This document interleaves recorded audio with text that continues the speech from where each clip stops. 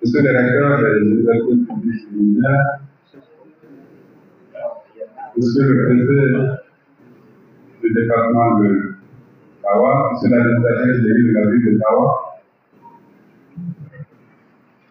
chers collègues enseignants-chercheurs, chers étudiants, mesdames et messieurs, honorables invités, j'ai le plaisir de présenter ma sœur Aïcha Toumidaoulou. On m'a préparé un document de 2 pages. Elle a fait tellement de choses. Alors, je vais résumer. Elle était enseignante-chercheur à l'Université Abdou-Mouni, donc à la faculté de droit et des sciences politiques. Elle a ensuite été ministre des Affaires sociales en 1995. Elle a ensuite été ministre des Affaires étrangères en 1999. Donc, ministre des Affaires étrangères à la coopération en 1999 une première fois. Et elle a été encore ministre des Affaires étrangères de la coopération de 2000 à 2010. Par la suite, elle a fait sa carrière dans le système des Nations Unies comme représentante adjointe du secrétaire général des Nations Unies au Darfour. Et son poste le plus récent, c'était donc le représentant spécial du secrétaire général des Nations Unies pour l'opération des Nations Unies en Côte d'Ivoire, ONUCI, où elle a fini en 2017. Depuis, elle a créé un cabinet de consultation, PPT Consulting, et elle réside à Abidjan. Je vous appelle l'honneur de venir prendre part à ce colloque sur l'aimable invitation de l'Université du Bois-Mani. C'est une combattante, elle dit qu'elle ne va pas donner sa conférence assise, donc elle va aller au micro pour la prononcer.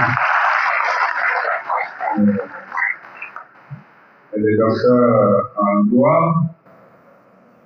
elle a une habilitation à diriger les recherches, et c'est une spécialiste du droit international. C'est pourquoi elle va nous faire, donc, elle va nous faire cette conférence sur le thème de la souveraineté des États du Sahel face aux défis actuels. Madame la ministre, vous avez la parole. Oui. Donc, vous avez le micro. Oui.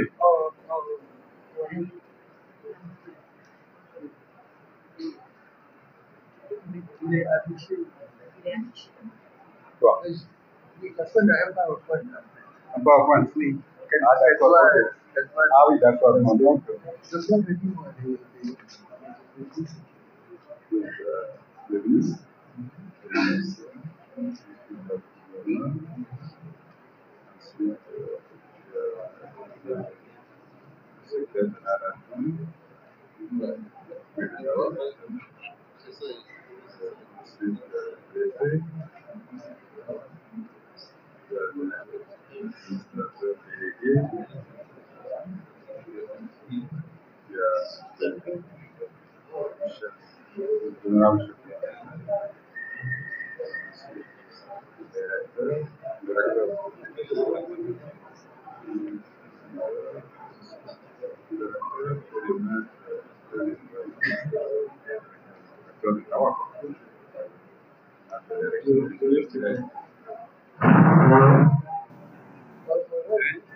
Donc, un PowerPoint, c'est besoin du tableau.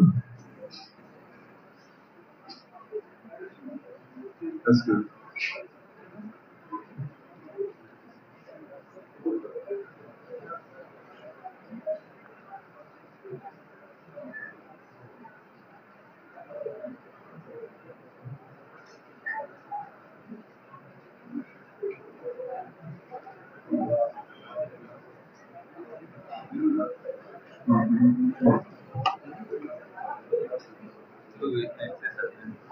Oui,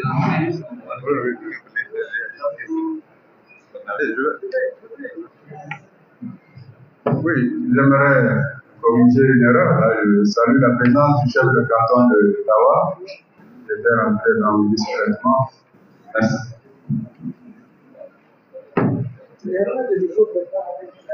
Le malade, ça c'est une radio, non?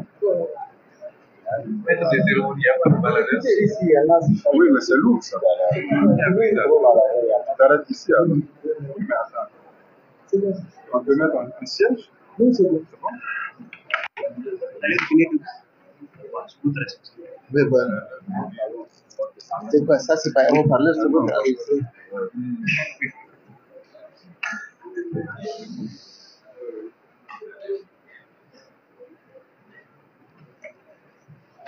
Bonjour mesdames et messieurs. On réglait de petits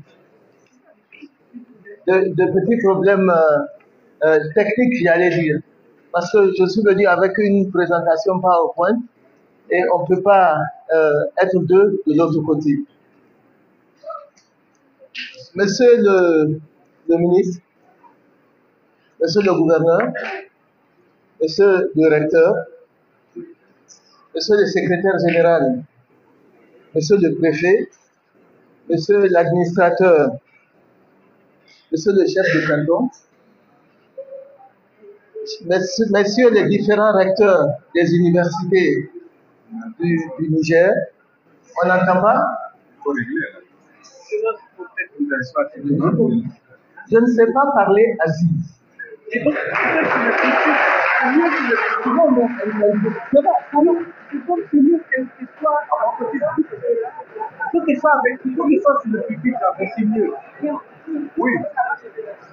Oui, mais est-ce que tu arrives à voir de là-bas? Oui, c'est pas grave. Mais on peut tourner ça, non? Mais je dois On peut pas tourner ça un peu. C'est bien. C'est bon. C'est bon.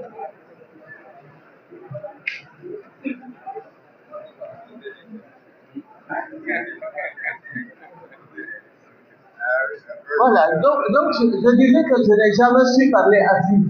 Donc excusez-moi. Alors, monsieur le recteur, je voudrais vous remercier. J'allais dire du fond du cœur. Vous remercier pourquoi? Parce que vous m'avez ramené à mes amours. Ça fait 30 ans que je n'ai pas mis les pieds dans un tapis. Et je suis vraiment très heureuse d'être ici. Et surtout, de voir toute cette jeunesse qui est debout.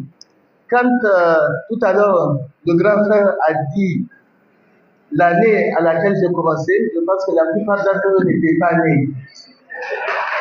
Donc, merci beaucoup. Alors, le redoutable défi qu'on me demande de relever ce matin, c'est de faire la conférence inaugurale sur ce thème qui est d'une extraordinaire importance pour les pays de l'AES. Quand j'ai reçu l'invitation, je dois vous avouer que je me suis demandé de quel côté. Je me suis demandé de quel côté il fallait la prendre, tant il y avait des choses à dire. Et après, je me suis dit, mais après tout, c'est une conférence inaugurale. Et quelqu'un à qui on demande de faire une conférence inaugurale, en fait, il a le meilleur rôle. J'ai juste le rôle de poser des questions, de partager mes idées et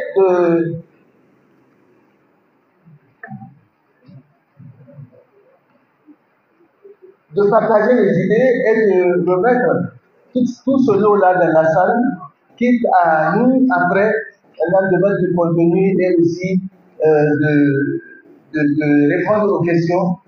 Et je sais certainement que ce que vous pouvez dire ne fera pas l'unanimité, mais ce n'est pas ce qui est recherché. Donc, pour ce qui concerne la question du Sahel, je pense qu'il est essentiel, même si je suis certaine que dans la salle, tout le monde sait de quoi il s'agit. Tout le monde sait de quoi il s'agit parce qu'aujourd'hui, c'est tellement facile de trouver la connaissance. Nous avons la connaissance au bout des doigts. La question du Sahel a commencé à faire la une de l'actualité en 2012 avec la crise du Mali. Et depuis lors, plusieurs facteurs la maintiennent encore sur le haut de l'actualité. Je ne vais pas revenir de façon extensive sur ce que c'est que le Sahel, ce que c'est que cette bande immense qui va des côtes de l'océan Atlantique jusqu'à la mer Rouge. De cette bande aussi qui fait environ 3 millions de kilomètres carrés.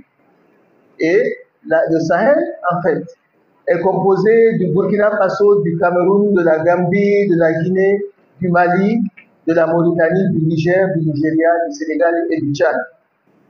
Et du fait de l'actualité de ces dernières années, comme je l'ai dit, aujourd'hui, quand on dit Sahel, on pense Niger, Mali, Burkina Faso. Donc, le Sahel est devenu important parce que tout simplement la qualité ou la valeur géostratégique du Sahel s'est révélée. Elle s'est révélée à 3 niveaux. Donc, il y a sa position géostratégique. C'est un carrefour, vous le savez tous, qui est une sorte d'interface entre l'Afrique du Nord et l'Afrique subsaharienne. C'est une route saharienne historique et c'est un espace qui a une grande proximité avec l'Europe. Alors, du point de vue de la proximité avec l'Europe, il y a, je crois que tout le monde a vu cet exemple qui a été pris par rapport à la distance balistique entre le Sahel et l'Europe. On dit que si vous avez un missile balistique, vous pouvez joindre chacune des villes de l'Europe. Ce qui explique l'intérêt pour l'Europe de savoir qui contrôle le Sahel. Donc, sur la question de la position donc géostratégique, en plus de la position géostratégique, le Sahel a d'énormes ressources naturelles. Ce sont des ressources minières. Là aussi, je ne vais pas m'appesantir, ça passe sur le tableau. Nous avons le Mali qui est le 3e producteur d'or d'Afrique, après le Ghana et l'Afrique du Sud. Ce pays a également d'importants gisements de fer, d'uranium, de manganèse et de lithium. Le Niger, 7e producteur mondial d'uranium, il a des réserves de pétrole et également du phosphate, du fer, du manganèse, du lithium. Le Burkina Faso, c'est le 5e producteur d'or africain et son sous-sol dispose de beaucoup d'autres minerais, notamment le zinc, le cuivre, le manganèse, le titane, le vanadium, le fer, etc. Et il y a également les ressources énergétiques parce que c'est une zone qui a un immense potentiel solaire, donc ressources en énergie renouvelable et les hydrocarbures. Le paradoxe, c'est que malgré toutes ces énormes richesses qui se trouvent dans les sous-sols des pays du Sahel, quand on prend le dernier rapport du PNUD sur le développement humain, ce rapport liste les pays du Sahel parmi les 10 derniers pays qui ont un indice de développement humain très faible. Ce classement illustre la faiblesse de la gouvernance et des politiques de développement. Et je pense que ce classement, le fait d'être toujours dernier, ça ne date pas de 2023. Depuis 1990, quand le programme des Nations Unies a commencé à faire ses rapports sur le développement humain, nos pays ont toujours été classés derniers. Donc, ce classement, je pense, a contribué également à une prise de conscience généralisée et à une volonté d'autodétermination réelle face à la pauvreté endémique et au niveau très élevé de paupérisation de la population. En plus, avec une jeunesse connectée et éclairée, éduquée, tous ces aspects, tous ces paramètres sont devenus incompréhensibles. Parce que comment on peut vous dire que vos pays sont riches en ressources minières et que vous-même vous êtes pauvre? Vous-même vous savez que vous êtes pauvre parce que vous le vivez au jour le jour. Donc l'élément qui est porteur de ces aspirations, c'est la volonté de jouissance effective de la souveraineté qui est devenue le leitmotiv autour duquel l'ensemble des populations du Sahel sont mobilisées. Pourquoi? Parce que c'est un leitmotiv qui est porteur d'espoir. Il est porteur d'espoir dans la perspective de l'affirmation de l'autonomie et surtout de l'exploitation des ressources nationales au profit de tous. Parce que cette exploitation des ressources nationales, elle est la panacée, en fait, pour la lutte contre la pauvreté, le développement et la considération internationale. Les résultats attendus du présent colloque, comme l'a dit tout à l'heure le recteur, portent essentiellement sur la compréhension et les modalités pratiques pour rendre la question de la souveraineté, pour rendre son exercice performant. Le ministre l'a dit, il faut dépasser la rhétorique. Donc, avant que je ne pose les idées sur ces aspects-là, je pense qu'il est nécessaire de faire un bref rappel sur le fondement théorique même de la souveraineté, pour voir après quelles sont ses spécificités africaines et comment elles s'exercent. La souveraineté, en fait, est organisée sur des principes, la souveraineté classique, je veux dire, sur des principes westphaliens, qui sont des principes qui sont liés à l'intégrité territoriale, à la non-ingérence, à l'égalité juridique des États. Et elle s'exerce sur le plan interne et sur le plan externe. Donc, les principes de souveraineté westphalienne ont été reconnus à tous les États. Mais dans la pratique, dans la jouissance de ces principes, de cette souveraineté, on s'est aperçu qu'il y avait une sorte de deux poids, deux mesures. Les plus forts étaient pleinement souverains, ils étaient tellement souverains qu'ils empiétaient sur la souveraineté des autres. Donc, ceci étant dit, je me suis demandé quels principes peuvent sous-tendre aujourd'hui l'action de l'AES. Parce que quand on veut lire la souveraineté des pays de l'AES à la lumière des principes qui sont énoncés, donc on se rend compte que depuis les indépendances, certains principes ont été appliqués aux pays en tant qu'État quand ils ont été indépendants. Il s'agit notamment de leur reconnaissance en tant qu'État. Il s'agit aussi de leur acceptation en tant que membre des organisations internationales. Il s'agit aussi du fait qu'ils ont pu, si je peux m'exprimer comme ça, mettre en place des institutions à l'intérieur de leur pays.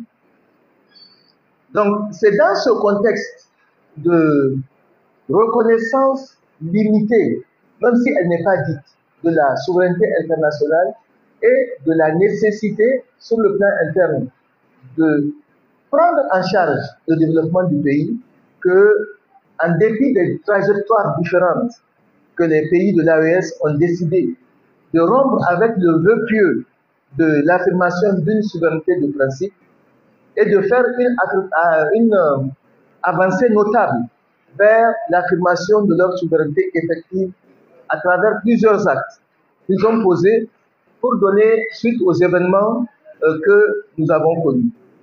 Donc, je vais en citer 4, c'est l'affirmation de leur indépendance politique et sécuritaire à travers leur volonté claire d'affirmer et d'assumer leur autonomie face aux influences extérieures par le biais de la mise en place d'une architecture de défense collective et d'assistance mutuelle. Un engagement de défendre mutuellement leur souveraineté, leur intégrité territoriale et le rejet catégorique de toute influence extérieure, une affirmation de leur autonomie économique et une redéfinition des alliances régionales. Dans ce processus d'affirmation de leur souveraineté, quels défis peuvent se présenter devant les pays de l'AES? Quand j'ai parlé tout à l'heure de l'immensité du Sahel, donc quand on parle d'immensité d'un territoire, quand on est un État souverain qui est engoncé dans les principes westphaliens, notamment ce principe de contrôle territorial, on se demande alors comment ce contrôle territorial s'exprime. Le contrôle territorial a deux dimensions. Et ce sont des dimensions qui sont caractérisées par les défis qui sont posés par les contraintes géographiques et aussi les problèmes sécuritaires, les menaces non étatiques, les zones grises et tous les trafics illicites. Donc, c'est la capacité de l'État à contrôler tout cela. Et maintenant, la dimension politique de ce contrôle territorial, c'est la présence de l'État sur l'ensemble de son territoire, la présence de son administration publique, la présence des services régaliens et l'autorité effective qu'il exerce. Sur la question sécuritaire, là aussi, et tout le monde le sait dans cette salle, que deux facteurs importants ont entraîné cette dimension sécuritaire au Sahel. Il y a d'abord les facteurs structurels qui renvoient à la vulnérabilité et à l'insécurité au Sahel. Parce que cet arc est depuis longtemps fragilisé par un ensemble de facteurs qui vont de l'avancée galopante du désert à la sécheresse et à la question touareg, et aussi une absence quasi totale de l'État. Et les facteurs conjoncturels, c'est cette intervention de l'OTAN en Libye, qui a causé l'apparition de nouvelles menaces, du fait aussi de l'incapacité des États du Sahel à remplir leurs fonctions régaliennes. Donc, sur la question du contrôle territorial, la première idée qui vient, c'est que le premier défi des pays de l'AES, c'est d'arriver à contrôler ce territoire. Du point de vue de la sécurité, il y a une menace terroriste qui est omniprésente, la menace djihadiste. Je ne vais pas revenir sur les différents groupes qui la composent, je ne vais pas revenir sur leur mode opératoire et je ne vais pas revenir sur la terreur qu'ils diffusent auprès des populations et sur les agressions diverses dont nos forces de défense et de sécurité sont victimes. En plus de cela, il y a une criminalité transfrontalière qui est persistante. Tout ce qui se rapporte au trafic de drogue et aux réseaux criminels, des trafics d'armes, des trafics d'êtres humains. Et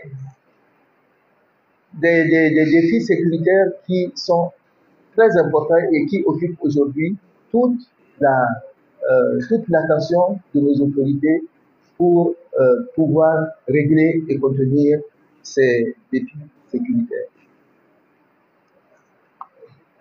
Oui, il y a deux cartes sur le tableau qui montrent l'évolution de ces défis sécuritaires de 2015 à 2024. Donc ça veut dire que ce sont des défis sécuritaires qui sont des défis persistants et qu'il est nécessaire de trouver le moyen de les contenir. Parce qu'on ne peut pas parler de souveraineté quand on ne peut pas accorder la sécurité de ces populations.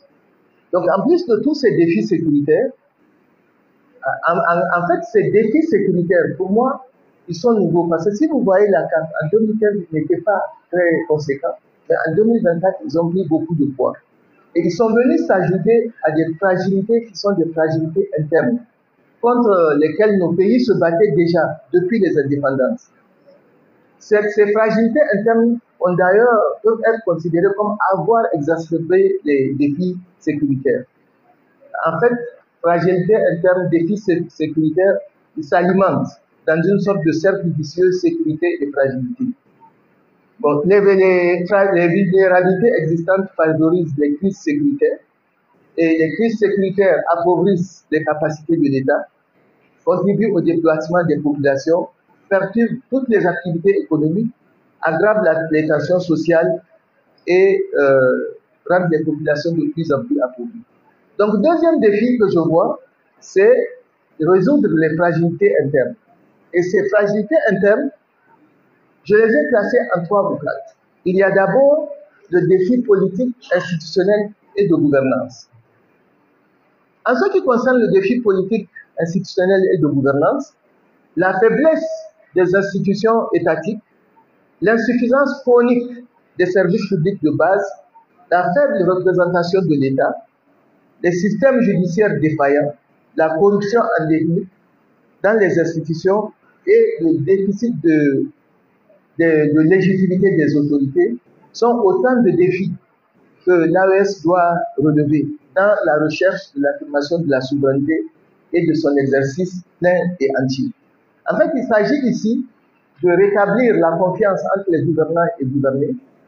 Je sais que pendant tout le processus ces dernières années, cette confiance entre les gouvernants et gouvernés a été rompue par cette question de mauvaise gouvernance. Donc il faut apporter une réponse définitive à la crise de la gouvernance. Parce que la mauvaise gouvernance a été l'une des raisons pour lesquelles les armées de l'AES ont décidé de renverser le gouvernement en place. Et cette mauvaise gouvernance se manifestait à travers plusieurs défaillances. Et ce qui a entraîné une profonde fragilisation des États. Il s'agira donc de permettre aux institutions d'assurer leurs fonctions régalières, de maintenir l'engagement des populations en concrétisant l'alliance auprès de celles-ci, parce que l'alliance a été mise en place sous vraiment le soutien des populations. Et si les populations soutiennent l'alliance dans les dimensions que nous voyons, c'est parce qu'il y a un espoir. Il y a un espoir, les populations se disent, avec l'alliance au moins, tous les problèmes que nous avons connus vont pouvoir être derrière nous. Et il y a la question de la justice indépendante, parce que une justice qui n'est pas indépendante n'est pas favorable pour la mise en place pour l'exercice d'une souveraineté réelle.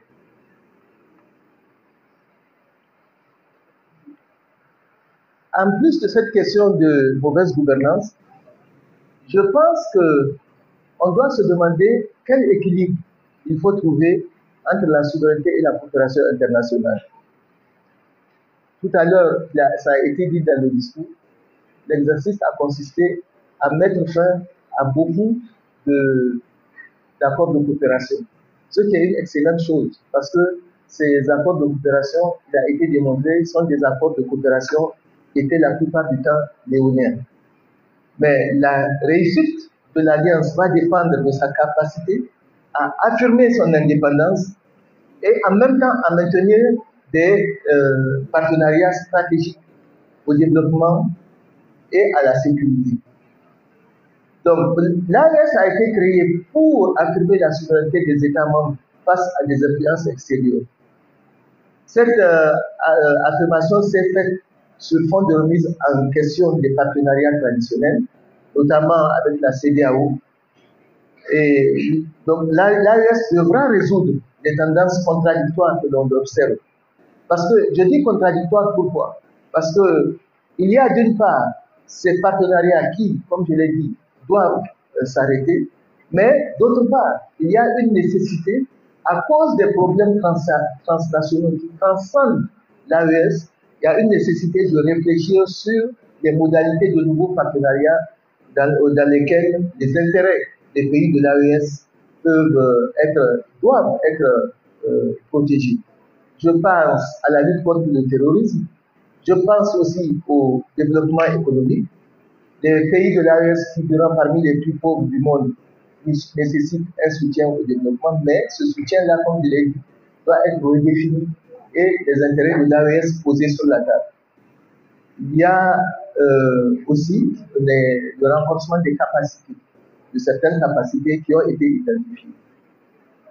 L'autre défi consistera à définir un système de gouvernance adapté. Depuis ces 2 dernières années, on entend surtout de la part de la société civile et des jeunes qui manifestent dans la rue qu'on ne veut plus de démocratie. Que la démocratie, c'est fini, on ne veut plus de démocratie. À mon sens, la démocratie n'est pas la cause de tout ce que nous avons vécu, mais c'est l'animation de la démocratie qui est la cause. Et la démocratie, c'est le moins mauvais de tous les systèmes de gouvernance. Donc, pour ce qui concerne l'AES, à mon humble avis, il ne s'agit pas de dire oui, on ne veut plus de démocratie, mais il s'agit plutôt de s'asseoir et d'imaginer un système de gouvernance qui est adapté. Un système de gouvernance dans lequel les droits et les obligations de chacun sont définis, et également un système dans lequel il y aura une justice indépendante. Parce que tous nos problèmes de nos pays, quand on regarde en arrière, c'est le problème de la justice. La justice en démocratie, c'est le pilier qui protège la démocratie. Donc si vous avez une justice qui est aux ordres, et si vous avez une justice qui est orientée, vous ne pouvez pas avoir un système démocratique ou même un système de gouvernance qui puisse marcher. La remise en cause de la démocratie, aujourd'hui, je peux dire, elle se fait en fait dans le cadre du déclin global de la démocratie, même dans les pays occidentaux. Cet échec dans les pays occidentaux ne doit pas nous faire perdre de vue que l'organisation de la cité, l'organisation du pays devrait quand même être faite sur des bases qui sont des bases acceptées par tout le monde. L'autre défi que je vois, ça va peut-être vous surprendre, ce sont les réseaux sociaux.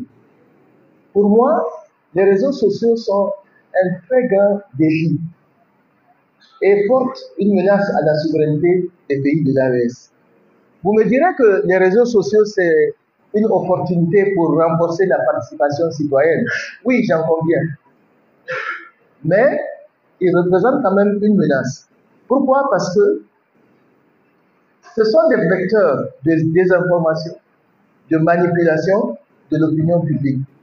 Ce sont des vecteurs qui peuvent être utilisés par les acteurs étrangers ou locaux. Ce sont des vecteurs qui favorisent la radicalisation par les groupes djihadistes. Et normalement, un État qui ne légifère pas, qui ne réglemente pas les réseaux sociaux, il perd le contrôle de l'information. Et puis, comme tout le monde le sait aussi, il y a une guerre informationnelle en cours aussi maintenant. Les réseaux sociaux sont devenus un champ de bataille où tous les défis se confrontent. La propagande étatique, influence étrangère, activisme, etc. L'autre, oui, là j'ai mis une image de publicité justement contre les réseaux sociaux. On l'appelle le sorcier numérique parce que les réseaux sociaux, comme vous savez, ils créent une bulle dans laquelle ils vous enferment et ils vous donnent seulement tout ce qui vous intéresse seulement, sans vous dire ce qui se passe ailleurs. Donc pour moi, un des défis de souveraineté de l'AES, c'est de voir comment gérer les réseaux sociaux. Il y a la question de la pauvreté et le faible développement humain. Là, non plus, je vais juste passer rapidement parce que c'est connu. j'ai dit que les pays figurent parmi les plus pauvres au monde, avec des PIB par habitant qui sont très bas. 882 dollars pour le Burkina, 877 dollars pour le Mali et 629 dollars pour le Niger. Il y a la question de l'insécurité alimentaire. En 2024, il y a plus de 38 millions de personnes qui sont à l'insécurité alimentaire et nutritionnelle. Et la dépendance économique et vulnérabilité. Il y a tout ce qui concerne les déficits budgétaires et la dette. Je sais que dans la salle, il y a des gens qui sont plus spécialisés que moi pour discuter de ces questions. Et un autre défi que je voulais partager avec vous aujourd'hui, c'est ce défi qui est lié au retrait de la CEDEAO. Il est indéniable que la coopération politique ne peut plus être poursuivie avec la CEDEAO. Donc, les États de l'AES ont décidé de se retirer de la CEDEAO. Mais ce que moi je me dis quand j'analyse les choses, c'est que dans le cadre du relèvement des défis qui requièrent une coopération régionale, l'AES pourrait entrer en pourparlers avec la CEDEAO en tant que bloc, pas en tant que membre individuel, pour que ces intérêts soient mis sur la table. Par exemple, il peut s'agir de l'eau, il peut s'agir de l'énergie, et le plus fondamental, c'est le mouvement des personnes et des biens. Ces questions doivent pouvoir être réglées à travers des accords parallèles sans que les pays de l'AES ne retournent à la CEDEAO. Pour moi, en soi-même, cet exercice est un exercice d'affirmation de la souveraineté pour faire prévaloir les intérêts de l'AES et prévenir et résoudre les risques probables de démobilisation et de déception. Parce que ce qui est dans les textes, c'est qu'à partir du 20, tous les citoyens qui ne sont pas de la CEDEAO doivent demander des visas pour aller dans les pays voisins. Je pense que c'est un élément important, c'est un élément qui devrait être géré pour garder cette mobilisation importante de la communauté, de la population autour des idéaux de l'AES. Il y a aussi tout ce qui concerne les perturbations commerciales, l'augmentation des coûts d'échange, certains projets économiques, semble-t-il, qui peuvent être perdus. Je pense que ces questions doivent être discutées. L'autre aspect concerne la concrétisation de l'alliance auprès des populations. La mobilisation des populations autour de l'alliance est justifiée par le fait qu'elle fonde beaucoup d'espoir que l'ensemble des défis que nous venons d'évoquer soient relevés dans ce cadre de l'AES, parce que cette AES est celle qui prend en compte le mieux et au plus près les intérêts des populations. Les populations souhaitent qu'une alternative qui est beaucoup plus crédible, cette alternative qui est beaucoup plus crédible soit mise en œuvre afin de pallier aux insuffisances et aux frustrations qu'elles ont profondément vécues et également aux attentes non concrétisées de la part des organisations régionales existantes. L'AES ne doit pas décevoir, elle ne doit pas décevoir les populations. Et les attentes des populations s'articulent autour de la sécurité, de la défense, de la souveraineté, de la gouvernance, du développement économique et des aspects sociaux et culturels. Notamment, l'espoir se fonde sur une meilleure coordination des politiques de développement, un renforcement des échanges entre les populations, la mutualisation des ressources et des compétences. Il ne faut pas que nous perdions de vue qu'il y a eu beaucoup d'expériences passées et les populations ont toujours été très déçues de ce qui s'est passé. Donc, la réussite de l'AES va permettre de les garder mobilisés et de soutenir la vision de l'AES. Dans le contexte international actuel, à mon avis, il y a une fenêtre d'opportunité qui s'est ouverte sur le plan international. En parlant de cette fenêtre d'opportunité qui s'est ouverte sur le plan international, je revenais à l'aspect externe de la souveraineté. Puisque je vous avais dit que la souveraineté avait un aspect interne, et l'aspect externe, c'est toute cette animation de la vie d'un État au niveau international. Le cadre international de 1945, il est en train de s'effondrer devant nos yeux.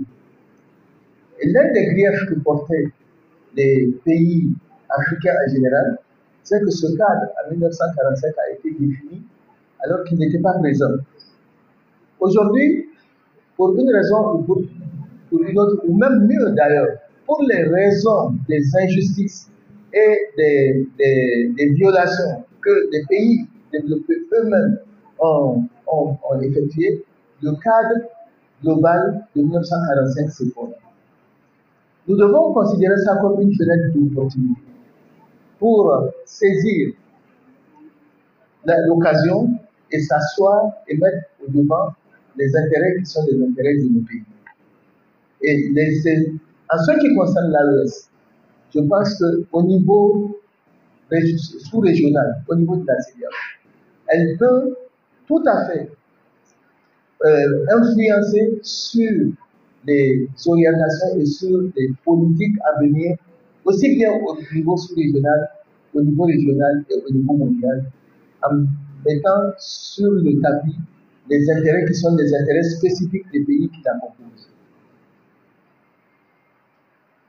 Une fois qu'il y aura cette redéfinition, les intérêts de l'AES pourront vraiment être internationalement reconnus. Voilà un peu comment j'ai réfléchi par rapport aux différents défis que l'AES devra relever. Mais je dois quand même reconnaître qu'il y a des réponses et des stratégies qui ont commencé à être mises en œuvre en termes de réponse justement à l'exercice de la souveraineté. Parce que tout simplement, l'AES est parfaitement consciente des défis et elle a développé plusieurs stratégies dans le domaine politique et diplomatique, toute cette diversification des partenaires internationaux, la remise en cause des accords de coopération militaire historique, la position ferme face aux organisations régionales et internationales et le renforcement de la coopération sud-sud. Sur le plan sécuritaire, je sais aussi que il y a tout ce qui concerne la réorganisation des forces armées, le développement des capacités militaires endogènes, la mutualisation des moyens de défense, les stratégies de lutte. Là aussi, il y a des personnes plus compétentes que moi dans la salle qui pourront en parler. Dans le domaine économique, c'est tout ce qui se rapporte à la révision des contrats liés, la recherche d'autonomie financière et monétaire, le développement des échanges commerciaux et la valorisation des ressources locales. En matière de gouvernance, il y a tout ce qui concerne la lutte contre la corruption, la promotion de la participation citoyenne, la réorganisation administrative et les réformes institutionnelles. Sur le plan social et culturel, il y a tout cet élan de promotion des valeurs et traditions locales, la valorisation des langues nationales et le renforcement du sentiment patriotique. En conclusion, je peux dire que il y a des sources d'espoir dans la réalisation des objectifs de l'AES. Parce que même si les défis sont nombreux et des vulnérabilités certaines, les points de convergence de l'AES sont une source d'espoir dans la réalisation de leurs objectifs. Parce que l'AES dispose de caractéristiques géographiques, économiques et culturelles connues. Les trois pays de la Confédération partagent un même système juridico-politique hérité de la colonisation française et une langue commune, le français. Ils partagent également les mêmes défis sécuritaires. La position géostratégique de ces trois États et leur alliance au sein de la Confédération pourrait également permettre de renforcer leur poids. Donc, renforcer leur poids, renforcer les institutions, diversifier les économies, approfondir l'intégration régionale et continentale, etc. Donc, si on revient à notre définition de la souveraineté. La seule question que je voudrais poser, c'est de savoir si l'AES pourra relever les défis identifiés, ou bien si elle devra adapter la notion même de souveraineté et innover en définissant un nouveau concept beaucoup plus réaliste et plus adapté aux situations actuelles. Je pense à une souveraineté qui ne serait pas une souveraineté individuelle de l'État, encadrée à l'intérieur de ses territoires et de son territoire, mais plutôt à une souveraineté qui est fondée sur une mobilisation collective des ressources de l'AES, qui prend en compte l'adéquation entre le territoire et la démographie, une souveraineté un peu plus flexible et multidimensionnelle, qui est conçue comme un outil de développement et non comme une contrainte. Il s'agira aussi d'éviter les échecs passés. Il y a un grand engouement sur la mise en place de l'AES et de la fédération. Mais il faut qu'on se souvienne qu'il y a eu deux expériences en Afrique de l'Ouest. Il y a la fédération du Mali qui a été tentée en 1959 et en 1960 entre le Sénégal et le Mali. Et elle a échoué en raison des divergences politiques entre Modibo Keïta et Senghor. Il y a eu des tensions sur le partage du pouvoir et des divergences de vision économique et administrative. Il y a la fédération de Sénégambie, 82-89. L'échec aussi est dû, entre autres, au fait que la Gambie refusait de céder sa souveraineté. Ce que je dois dire ici, c'est que dans nos constitutions, il y a un article qui dit que nos pays peuvent abandonner une partie de leur souveraineté pour la réalisation de l'intégration africaine. Mais jamais les pays n'ont eu le courage de donner la portion de souveraineté nécessaire pour que l'intégration africaine se réalise. Et c'est ça qui fait l'échec et de l'Union africaine et de la CEDEAO. La question que je voudrais poser, est-ce que l'AES aura le courage pour maintenant de changer les choses et d'aller jusqu'à l'abandon de souveraineté nécessaire pour faire de cette fédération une fédération efficace, unie, qui va relever les défis. Mais en ce qui concerne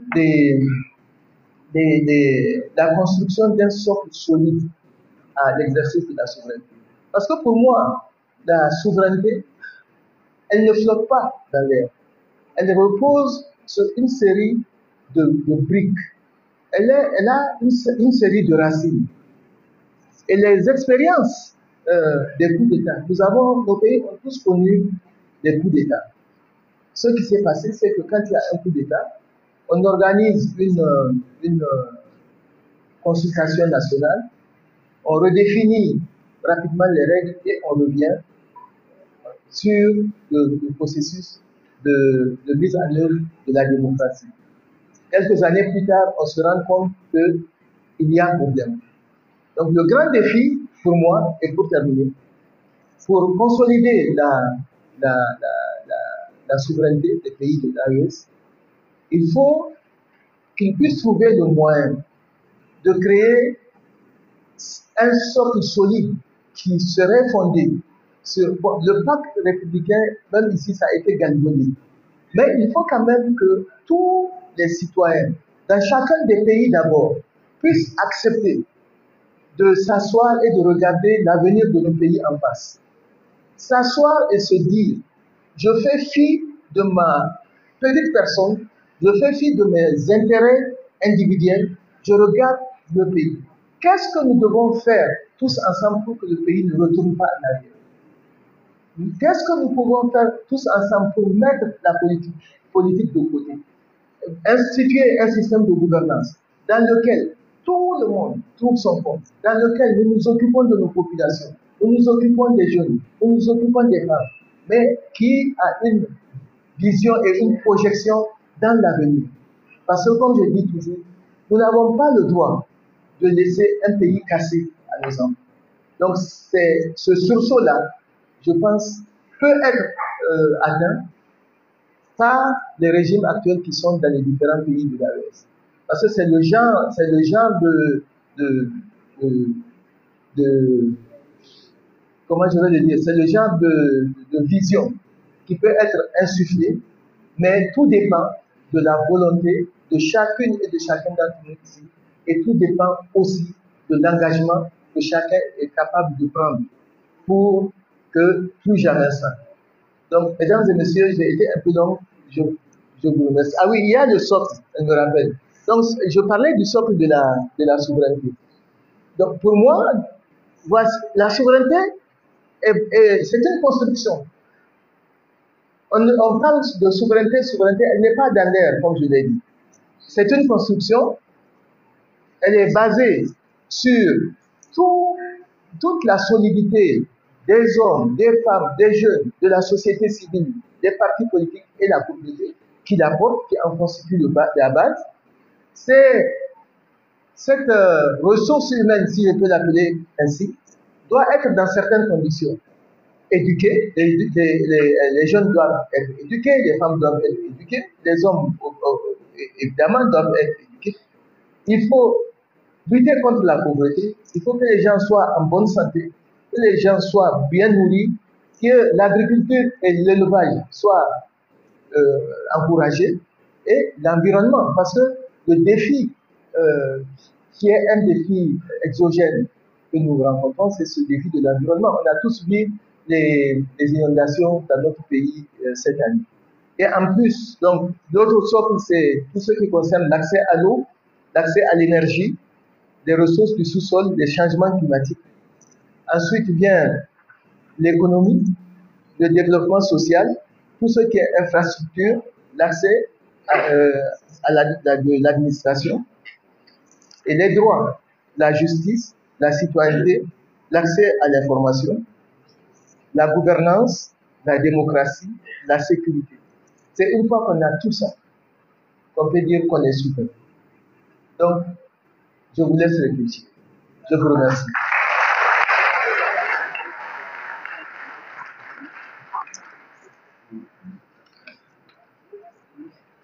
Monsieur le ministre, je suis là. Le grand frère.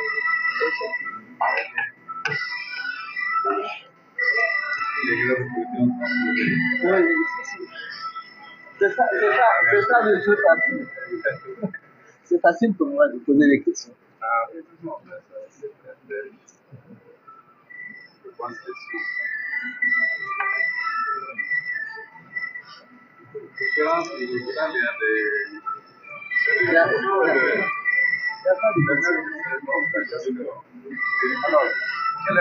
La suite, c'est que la conférence inaugurale n'appelle pas de commentaires, pas de questions. 3 minutes pour faire l'économie qui avait été présentée et libérer le. Les questions seront Voilà, dans les différents panels.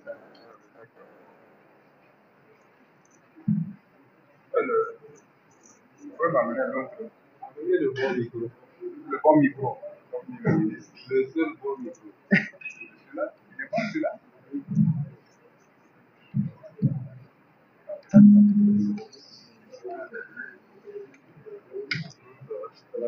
Merci. Il me reste donc à féliciter Madame la ministre à notre nom à tous.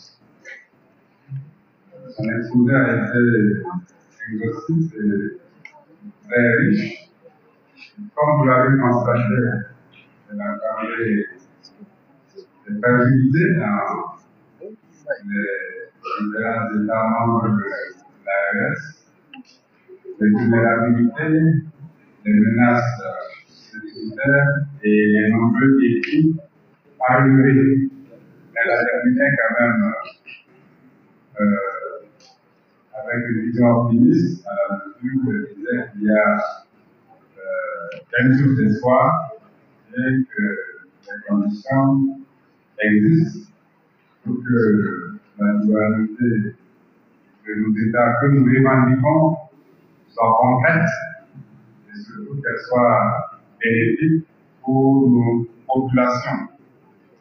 Alors, elle a parlé des rapports entre l'AES et la CEDEAO.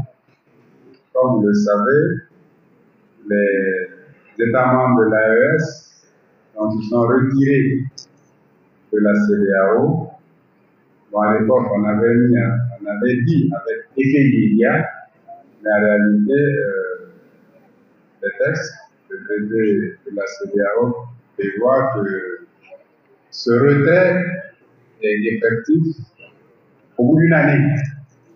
Ce qui signifie qu'à partir du 28 janvier 2025, nos États ne seront plus membres de la CEDEAO. Bon, bien sûr, il se pose, comme elle a dit, le problème, surtout de libre circulation des personnes et des biens. Est-ce que nous aurons besoin d'un visa pour aller dans les autres États membres? Sur ce plan, il faut quand même rassurer. Parce qu'actuellement, depuis hier, il y a à Niamey une réunion préparatoire, justement, une réunion ministérielle qui doit avoir lieu le 13 pour parler justement de cette situation. Et dans le cadre du Comité national d'opérationnalisation de l'AES, dont je suis membre, et dont le président doit d'ailleurs venir pour faire un exposé demain. Dans le cadre de ce comité, effectivement, les réflexions s'orientent vers les relations entre la CEDEAO et les États de l'AES, pas individuellement, mais comme elle l'a souhaité, en tant que bloc. Le problème qui va se poser, c'est le problème évidemment des passeports, le passeport sur lequel il est jusqu'à présent inscrit Comité économique des États de l'Afrique de l'Ouest. Sur ce plan également, il faut rassurer, puisqu'au niveau du ministère en charge de l'Intérieur, en tout cas, les dispositions sont prises pour anticiper et que nous n'ayons pas de problèmes après le 28 janvier.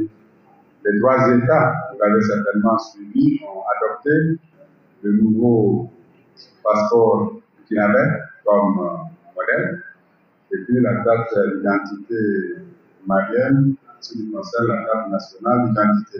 Donc, de ce point de vue-là, je pense que nous ne serons pas surpris. Un autre point sur lequel la ministre a insisté, c'est la refondation.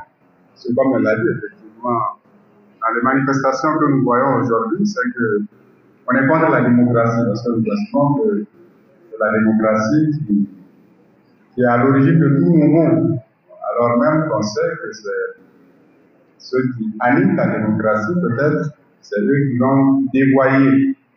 Les textes sont clairs, mais ils ne sont pas appliqués comme il le faut. Maintenant, cette refondation-là, comment elle va se faire? C'est à cela que nous devons certainement réfléchir. Je pense qu'il est prévu des assises pour un forum national inclusif. Je pense peut-être qu'on pourra être éclairé dans les jours à venir, peut-être dans le message à la nation du chef de l'État. Mais dans tous les cas, il faut en tout cas avoir un système de gouvernance, comme elle l'a dit, adapté, qui puisse nous permettre de ne pas vivre ce que nous avons vécu et que dans tous les trois États qui a été critiqué. Il y a d'abord le système électoral. Bon, nous savons tous qu'il y a toujours des problèmes au niveau de nos élections, parce que les résultats sont contestés. Donc il faut faire en sorte que, dès le départ, à le moment où il y a les élections, qu'elles soient vraiment transparentes et sincères. Comme ça s'est passé au Sénégal, comme ça vient de se passer il y a quelques jours au Ghana, ça s'est passé antérieurement au Botswana et à l'île Maurice. C'est-à-dire quand le parti au pouvoir est vaincu. Et là, c'est le système électoral. Faire en sorte que les résultats des élections, comme ça se fait au Sénégal, comme ça se fait ailleurs, soient communiqués immédiatement dès les résultats au niveau du bureau de vote. Parce que le problème qui se pose, c'est qu'on dit personne ne doit annoncer les résultats à part la CENI. Et nous le savons tous. Eh bien, entre les résultats qui quittent la CENI et ceux qui, les bureaux de vote qui arrivent à la CENI, il y a beaucoup de choses qui peuvent se passer.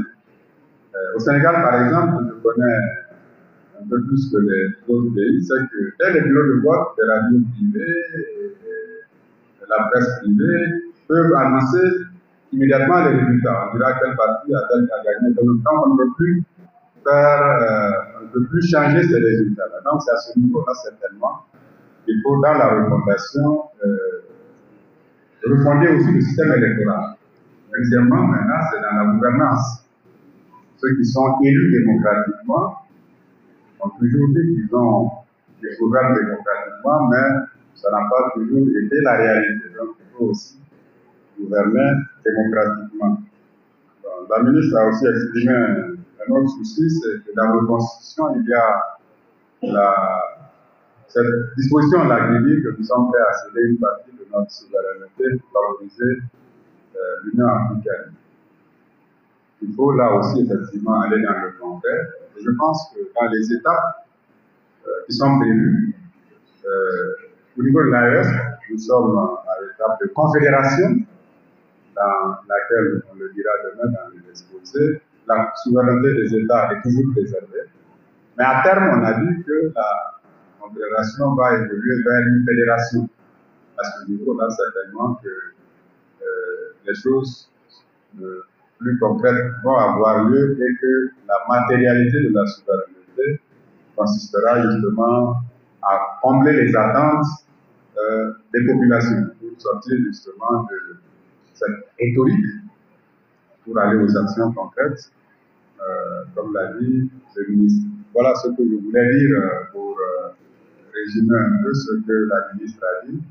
Il y a beaucoup de questions qui ont été posées et au cours des débats, certainement, nous allons y revenir. Merci.